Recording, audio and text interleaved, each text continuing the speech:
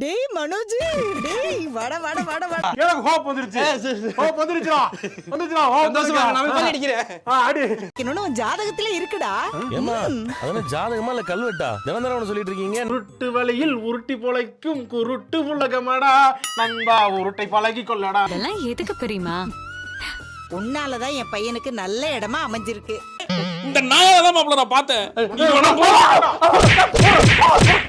முன்னாடியே இந்த கல்யாணம் நடந்திருக்கணும். இந்த பார்லர் காரி எங்களை நல்லா ஏமாத்திட்டான்.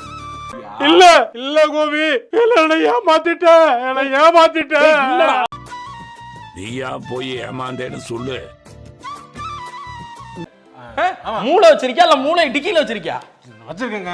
அறிவு இருக்கிற மாதிரி பேசு. வா. அது எல்லாம் உண்மையாயிடுச்சுடா.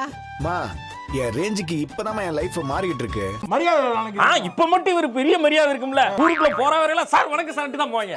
சிம்பிளா பண்ணிட்டோம். அடுத்தது அவனுக்கு நடக்க போற கல்யாணத்தை அவன் மறக்கவே கூடாது.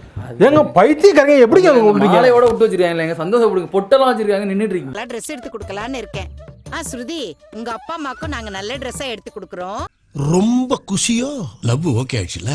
உனக்கு ஓகே ஆயிடுச்சு, எனக்கு ஓட்டை ஆயிடுச்சு. சீதான்னு 3 பேர் இருக்காங்கம்மா.